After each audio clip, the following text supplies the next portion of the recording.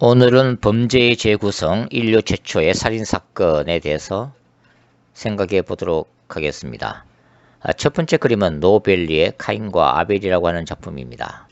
그림을 보시면 전체 화면은 검은색에 가까운 짙은 회색 바탕으로 그려져 있죠. 아마도 죽음의 음침한 골짜기를 표현하고 있는 것 같습니다. 화가는 죽어있는 아벨과 도망치는 카인의 모습을 밝은 빛으로 처리하여 강조하고 있음을 볼 수 있죠. 화가는 원근법을 사용하고 있는데요. 화면의 중간을 경계로 아래쪽에 머리에 피를 흘리고 쓰러져 있는 아벨의 모습이 크게 그려져 있습니다. 그의 얼굴과 몸은 잿빛이 아닌 하얀색으로 처리되어 피살된 지 얼마 되지 않았음을 말해주고 있습니다. 그리고 그림의 오른쪽 중간 위치에는 그가 하나님께 드린 감사와 번제의 제단에 아직도 불이 붙고 있어서 살인사건이 제사 직후에 일어났음을 암시하고 있습니다. 그러나 저는 성경상 어느 정도 시간이 경과한 후에 발생한 살인사건으로 추정을 하고 있습니다.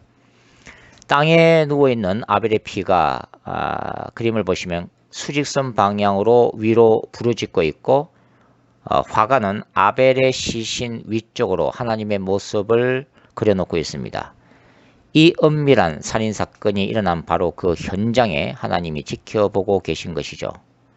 도망치는 카인에게 하나님은 내 동생 아벨이 어디 있느냐라고 묻고 계시며 살인 현장을 벗어나는 카인은 하나님을 바라보면서 내가 동생을 지키는 자이니까 라고 대답하는 듯합니다. 인간에게는 잘못된 선입견과 착각이 항상 존재해 왔습니다. 카인의 경우도 하나님으로부터 당한 한 번 거절로 인하여 영원히 하나님으로부터 거절당했다고 착각하고 있는 것입니다. 하나님에 대한 잘못된 신학적 선입견이 카인 속에 있는 죄악된 본성에 불을 붙이고 그것이 분노의 내관을 건드리면서 폭발하게 됩니다. 그리고 이 분노가 실제적인 살인사건으로 현실화되죠. 하나님은 인간이 죄를 짓는 것만 항상 감시하시고 죄를 짓는 그 순간 사정없이 채찍을 가하시는 무슨 진노로만 가득 찬 그런 하나님이 아니십니다. 동시에 인간이 짓는 죄악된 행동에 대해 항상 관대하게 방관만 하시는 그런 분도 아니시죠. 하나님은 심판과 구원, 죄에 대한 끝없는 용서와 동시에 그 한계를 스스로 정하시는 공의를 균형 있게 사용하시는 인격적인 하나님인 것입니다. 두 번째 그림은 윌리엄 블레이크의 아벨의 살인자라는 작품입니다. 전문가에 따르면 시인이며 화가이자 신비주의자인 윌리엄 블레이크는 당시 그가 살았던 영국 사회의 모순을 비판하고 소외당한 하급 계층이 겪어야 할 가난과 비통함을 신랄하게 묘사한 시를 즐겨 쓴 사람으로 그의 철학적 바탕은 이성과 정의라고 합니다. 사물과 현상에 대한 그의 신비주의적 감각은 난해하다는 지적도 받았다고 하는데요. 그는 대개 이론을 벗어나서 묵상 중에 상상하는 신비의 세계를 그렸다고 평가되고 있습니다. 윌리엄 브레이크가 그린 그림을 보시면 태양이 서산으로 지는 저녁 노을을 그 배경으로 하고 있습니다. 그림의 전체 구도는 좌우 대칭과 상하 대칭으로 되어 있음을 알 수 있는데요. 윌리엄 브레이크는 그림의 왼편에 살인자 카인을, 오른편에는 아담과 하와 부부를 대칭형으로 배치하고 있습니다. 그리고 그림의 상부에는 어두운 구름을 그려놓고 있고 그림의 하부에는 피살된 아벨을 묻을 매장지를 서로 마주보고 있는 형태의 대칭형으로 그려놓고 있습니다. 그림 속에서 아담과 하와 부부는 사랑하는 아들 아벨의 시신을 마침내 발견하고 망연자실해 있는 모습입니다. 아담은 넋을 잃은 듯 양손을 내린 채 도망치는 아들 카인을 멍하니 바라보고 있죠.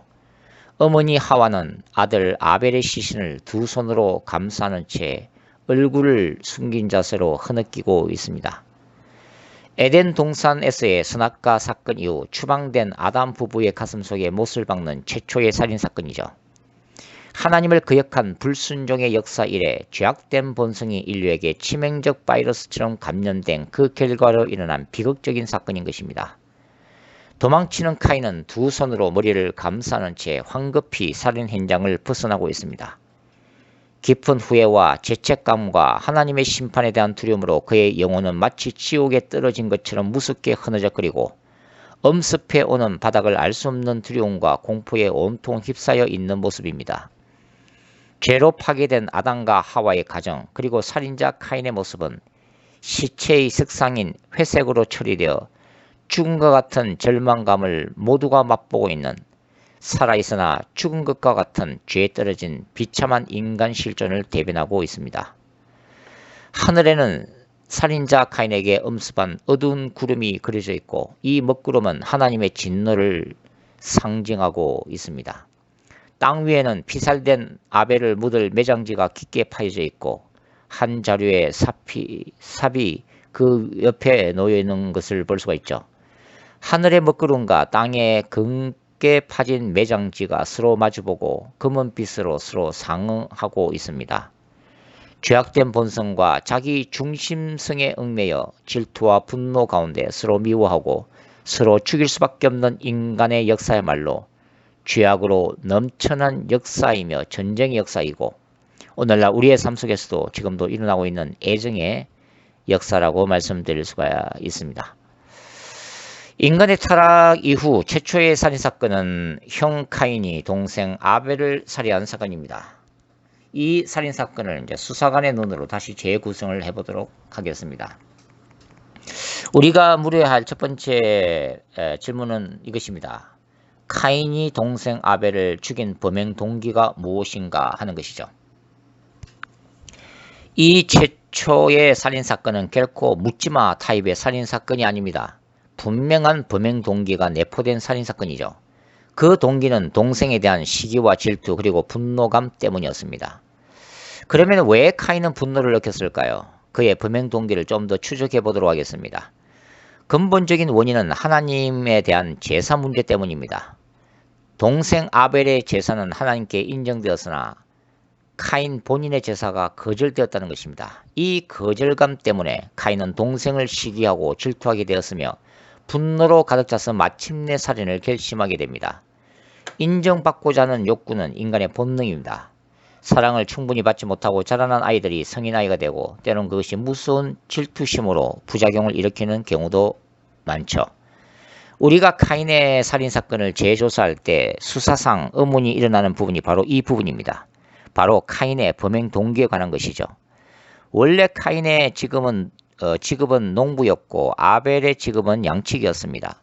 두 사람 모두 그의 부모인 아담과 하와로부터 하나님에 대한 제사에 대해서 기본적인 신앙 교육을 받았을 것입니다. 그러면 카인과 아벨이 드린 제사의 차이점이 무엇일까요? 왜 하나님은 카인의 제사는 거부하고 아벨의 제사는 연락하셨는가 하는 것입니다. 하나님이 농산물은 싫어하시고 피를 흘리는 양을 선호하셨는가 하는 것이죠. 하나님이 피의 제사가 나중에 예수 그리스도의 십자가를 예표하기 때문에 양을 선호하신 것일까요? 만일 그러하다면 카인의 직업 자체가 잘못된 것입니다. 그리고 단순히 제사를 위해 바친 예물 때문에 하나님이 아벨의 제사만을 연락하셨다면 이는 결과적으로 하나님의 잘못이 됩니다. 더 나아가 하나님은 카인의 살인 동기를 제공한 원천이 되시는 것입니다. 우리가 이런 사실에 의문을 품고 수사를 계속하다 보면 중요한 단서를 쉽게 다른 곳에서 발견하게 됩니다. 바로 히브리서 기자가 제공한 다음의 단서입니다. 히브리서 11장 4절이죠. 거기는 이렇게 기록이 되어 있습니다. 믿음으로 아벨은 카인보다 더 나은 제사를 하나님께 드림으로 의로운 자라 하시는 증거를 얻었으니 하나님이 그 예물에 대하여 정언하심이라. 그가 죽었으나 그 믿음으로서 지금도 말하느니라. 이 귀중한 단서에 따르면 제사의 예물의 종류에 대해서는 전혀 언급이 없습니다. 다만 제사를 드린 태도, 애티튜드에 대해서 언급하고 있습니다. 그 중요한 차이점은 바로 믿음이라고 하는 것입니다. 그렇다면 우리는 이 단서를 가지고 다시 사건 현장으로 돌아가서 당시의 상황을 재구성할 수 있게 됩니다. 즉 아벨은 하나님께 제사를 준비하면서 그가 어떻게 이 과정을 준비했는지를 우리가 추정할 수가 있다고 하는 것입니다. 아벨은 하나님께 드리는 제사의 중요성을 인식하고 마음으로부터 제사를 오랜 시간 준비했다는 것이고, 반대로 카인은 믿음이 빠져버린 제사, 즉 성의가 결여된 제사를 드린 것입니다. 아벨의 경우에는 카인과는 달리 성경은 양의 첫 새끼를 선정해서 하나님께 바쳤다고 분명히 기록을 해놓고 있습니다. 결론적으로 하나님은 이 농산물인 곡식 그리고 가축인 양의 차이점 때문이 아니라 예배자에 있어서의 그 믿음의 차이 때문에 아벨의 제사는 연락하시고 카인의 제사는 거부하신 것입니다. 여기에서 하나님의 거부는 한 번의 잘못으로 인한 영원한 거부가 아니면 자명한 사실이죠. 거절감을 경험한 카인은 하나님의 응답에 대해 자신의 잘못을 돌아보면서 회개하고 바로 잡는 대신 말할 수 없는 수치감을 느끼고 동생 아벨과 자신을 비교하면서 상대적 열등의식에 빠져듭니다. 그리고 하나님께 거부당한 그 분노를 동생 아벨에게 대신 퍼붓게 된 것이죠. 스스로 자신의 모습을 돌아보고 겸손하게 엎드릴 수 없는 인간행은 무섭습니다. 철저히 자기 중심적이고 자기 애와 자기 만족으로 가득 차 있는 인간행이 굉장히 무서운 거죠. 그런 사람이 누군가에 의해 한번 자존심이 상하게 되면 무서운 분노와 함께 잔인한 보복이 뒤따릅니다. 범죄 심리학자들에 따르면 연쇄 살인범인 사이코패스 중에 그런 유행이 많다고 하죠. 카인의 1차적인 분노의 대상은 바로 하나님이었습니다. 그러나 그 분노를 직설적으로 풀 수는 없었죠. 왜냐하면 하나님은 카인이 폭력으로 대항할 수 있는 그런 상대가 아니었기 때문입니다. 인간은 자신이 상대할 수 없는 힘 있는 상대편을 만나면 그에게 당한 수치감과 상처 때문에 상대적으로 자기보다 약한 그 누군가를 찾아서 보복하기 마련입니다. 말하자면 아벨은 아무런 잘못도 없이 무고하게 살해된 일종의 희생양이 된 것입니다. 자, 두 번째 우리가 질문해 보겠습니다. 살인사건이 일어나기 전에 이 살인에 대한 가능성을 주변인들이 인식했는가 하는 것입니다. 대부분의 살인사건의 경우 살인 용의자의 주변 사람들은 살인 용의자의 평소 태도에서 살인 가능성을 어느 정도 예측하게 됩니다. 살인 용의자가 어떤 특정인을 향해 가슴에 품고 있는 불만감을 알게 모르게 주변인들에게 노출하기 마련인 거죠. 물론 사건이 일어나고 난 후에 뒤늦게 주변인들은 결국 그렇게 됐구나 하고 사건의 전모를 알게 되는 것이 대부분의 경우입니다. 이런 예측조차 불가능한 케이스는 소위 사이코패스들의 살인사건의 경우들이죠. 왜냐하면 이들은 평소에 자신의 감정을 절대로 주변인에게 노출을 시키지 않기 때문입니다. 주변인들에게 이런 류의 살인범들은 말이 없고 조용한 이웃으로 인식되거나 평소에 특별한 인사나 감정을 잘 표현하지 않는 과묵하지만 평범한 이웃들에 불과합니다. 그래서 이런 사이코패스들의 연쇄 살인 사건은 사건이 터진 후에 대대적으로 매스컴에 보도되고 난 후에야 그들이 무슨 살인범임을 인식하고 그의 주변인들은 그제서야 공포에 휩싸이죠. 평소에 그런 잔혹한 일을 벌일 수 있는 인물이 절대로 아니라고 생각하고 있었기 때문입니다. 카인의 살인사건의 경우에는 그 살인 가능성을 인식한 주변인들이 존재했는가 하는 것입니다. 그렇습니다. 존재했습니다. 그리고 그분은 바로 하나님이시죠. 하나님은 카인의 가슴 속에 불붙는 분노심을 먼저 직시하시고 그에게 미리 죄를 다스릴 것을 이미 경고하셨습니다. 성경에 이렇게 기록되어 있죠. 여호와께서 카인에게 이르시되 내가 분하여 하면 어찌 됨이뇨 안색이 변하면 어찌 됨이뇨 네가 선을 행하면 어찌 낯을 들지 못하겠느냐 선을 행하지 아니하면 죄가 문에 엎드러져 있느니라 죄가 너를 원하나 너는 죄를 다스릴지니라. 카인의 제사가 거부된 것이 카인에게 보내는 하나님의 첫 번째 사인이라면 두 번째는 말씀으로 경고하신 것입니다. 카인은 두 번의 경고를 모두 묵살합니다. 그 결과가 바로 동생 아벨 살인사건이죠. 자, 세 번째 우리가 물어야 할 질문은 이것입니다. 이 사건은 면식범에 의한 소행인가 아니면 낯선 누군가에 의해서 살해되었는가 하는 것이죠. 오늘날 과학수사 연구소에서 시행하는 시체 감식은 수사관들에게 살인자를 추적할 수 있는 결정적인 단서들을 과학적으로 제공하고 있습니다. 피살된 시체의 상태를 분석하면 살인사건이 일어난 그 당시의 상황을 재구성할 수 있기 때문이죠. 살해된 피살자의 경우 검시관이 그 시체를 조사하고 해부하는 과정에서 대부분은 어떻게 살해가 되었는지 그 과정을 과학적으로 입증하게 됩니다. 즉 피살자의 직접적인 사인이 무엇인지를 밝혀내는 과정인 것이죠. 만일 오늘날 아벨의 시신을 해부하면 어떤 결과가 나올까요? 적어도 두 가지 사실이 검시관에 의해서 제시될 것입니다. 첫 번째는 피살된 아벨에게는 살인자에게 반항한 어떤 흔적도 찾을 수가 없다는 것입니다. 이는 아무런 의심이 없는 상태에서 면식범에게 갑자기 살해를 당했기 때문이죠. 동생 아벨은 형인 카인이 살인 의도와 계획을 가지고 접근했다는 사실을 도무지 알 수 없는 상황에 해당합니다. 단순히 형을 믿고 함께 들판으로 다시 나갔고 의심을 하지 않는 상황에서 살해를 당했기 때문에 살인자에게 반항하다가 당한 어떤 상흔도 발견될 수 없었던 거죠. 두 번째는 두개골 후두부 함몰 현상이 확인될 것입니다. 이는 뒤쪽에서 돌로 머리 부분을 내리침을 통해 살해되었기 때문이죠. 들판으로 나간 카인이 의도적으로 아벨의 시선을 다른 곳으로 돌린 다음 아벨이 그쪽을 바라보는 순간 뒤쪽에서 머리 부분을 돌로 강타했을 가능성이 대단히 높습니다. 왜냐하면 신체의 다른 부분은 치명상을 입기 힘들기 때문에 피격을 당했다 하더라도 아벨이 현장을 빠져나와 도망쳤을 것이기 때문이죠. 자, 네 번째 질문은 이것입니다. 이 사건은 우발적인 범행인가 계획적인 살인 사건인가 하는 것입니다. 살인자 카인의 경우 그는 범행 장소를 들판으로 결정하고 동생을 들판으로 유래합니다. 성경에 영어 성경에 이렇게 돼 있죠. Let's go to the field. 들판으로 나가자. 들판은 양치기였던 아벨에게 있어서는 그의 근무처와 같습니다. 양을 치는 현장이 바로 들판이기 때문이죠. 범행 시간은 아벨이 양을 치지 않았던 시간입니다. 왜냐하면 아벨이 근무 시간에 양을 치고 있었다면 아벨은 분명히 들판에 나가 있었을 것인데 카인이 아벨에게 들판으로 나가자고 유인하고 있기 때문에 이 시간은 아마도 아벨이 근무가 끝나고 양을 우리 속에 넣어두고 휴식을 취하는 시간일 가능성이 높기 때문입니다.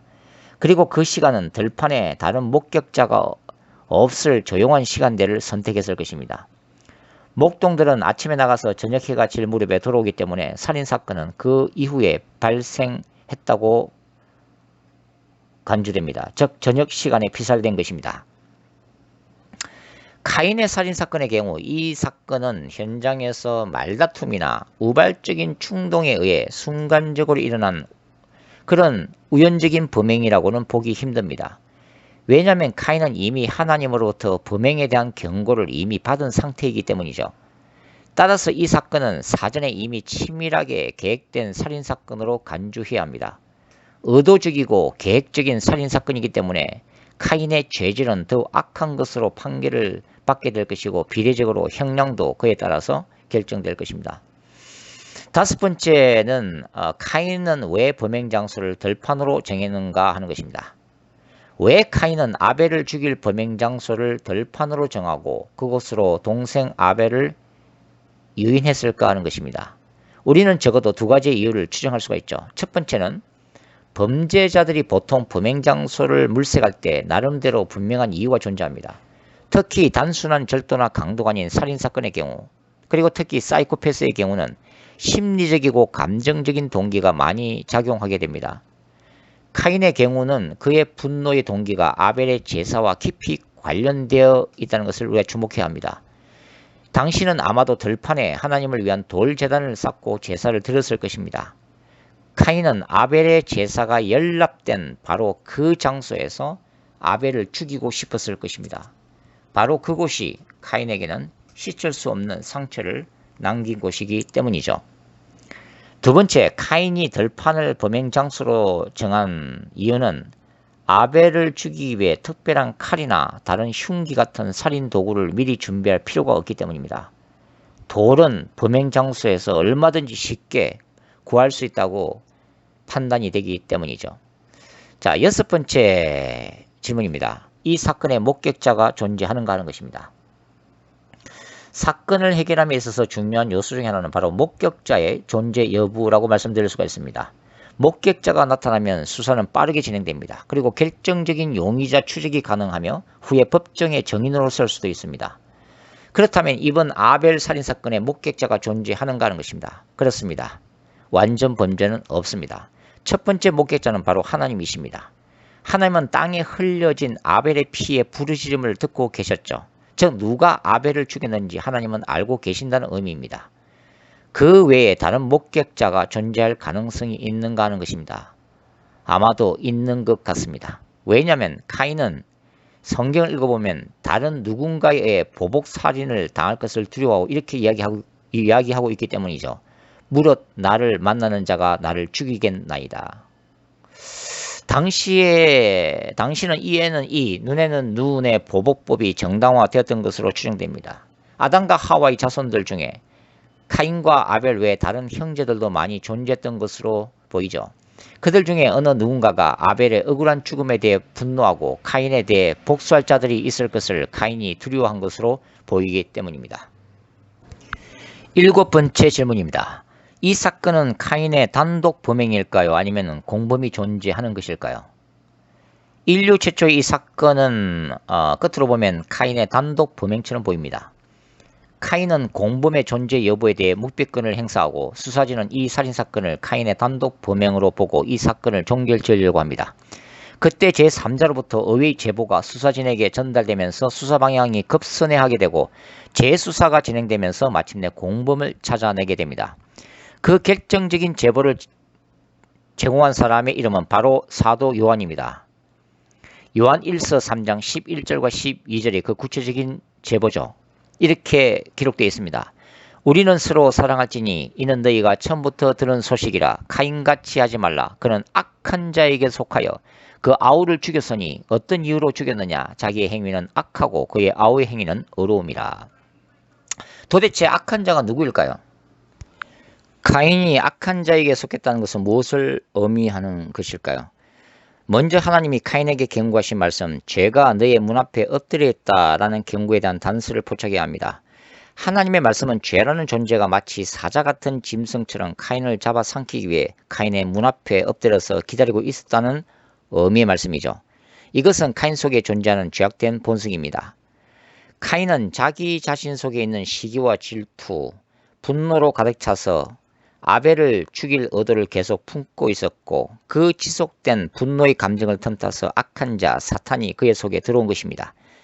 이러한 유행은 훗날 가룟 유다의 경우에도 발견되죠. 사탄은 처음에 가룟 유다의 마음속에 예수를 팔려고 하는 악한 생각을 집어넣고 가룟 유다가 그 악한 생각을 거부하지 않자 가룟 유다 속에 합법적으로 들어와서 그의 모든 인격을 장악하고 있음을 요한복음 13장은 자세히 기록하고 있습니다. 마찬가지로 사탄이 카인의 인격을 온전히 장악하고 살인사건을 저지르도록 모든 상황을 배후에서 조종하고 악화시켰다는 것이 수사관들의 판단입니다. 바로 사탄이 최초의 살인사건의 공범자인 것입니다. 사탄은 에덴 동산에서 카인의 부모에게는 하나님처럼 되고자 하는 욕망을 통해 그들을 유혹했고 에덴 동산 밖에서는 카인의 빗나간 분노심을 사용해서 그를 넘어뜨립니다. 죄의 지배 아래 떨어진 인간을 구원하기 위해 끊임없이 찾아오시는 하나님은 범죄한 아담에게 내가 어디에 있느냐라고 물으셨고 카인에게는 내 아우 아벨이 어디 있느냐라고 물으십니다. 인간을 하나님으로부터 분리시키고자 몸부림치는 사탄, 그가 모든 인류의 악과 범죄 뒤에 인격적으로 엄연히 존재하고 있는 것입니다. 우리는 종말의 그날 하나님께서 사탄을 그분의 거룩한 하늘 법정에 세우고 심판을 받게 하실 것을 믿습니다. 바로 주님이 재림하시는 그날 사탄은 영원한 불못에 던져지게 될 것임을 요한계시록 20장 10절은 기록하고 있죠. 지금도 우리들 마음속에는 늘 카인의 그림자는 존재합니다. 비틀린 삶, 풀리지 않는 삶에 대해 다른 사람과 하나님에 대한 분노가 동시에 존재하고 있다는 의미입니다. 가장 중요한 것은 그 분노를 우리가 스스로 절제해야 한다는 것이죠. 분노에 의해 지배당하는 노예가 아니라 분노를 다스리는 마스터가 되어야 한다는 의미입니다. 우리의 힘으로 아닌 성령의 능력 안에서 말입니다. 죄악된 본성과 악의 권세를 대항하지 않는 한 우리의 가정 안에서 그리고 우리가 사는 세계 안에서의 비극은 악의 수레바퀴처럼 순환 논리를 가지고 끊임없이 일어나게 될 것입니다. 이 비극은 그리스도의 재림의 날이 도래했어야 인류 역사의 완전한 종지부를 찍게 될 것입니다.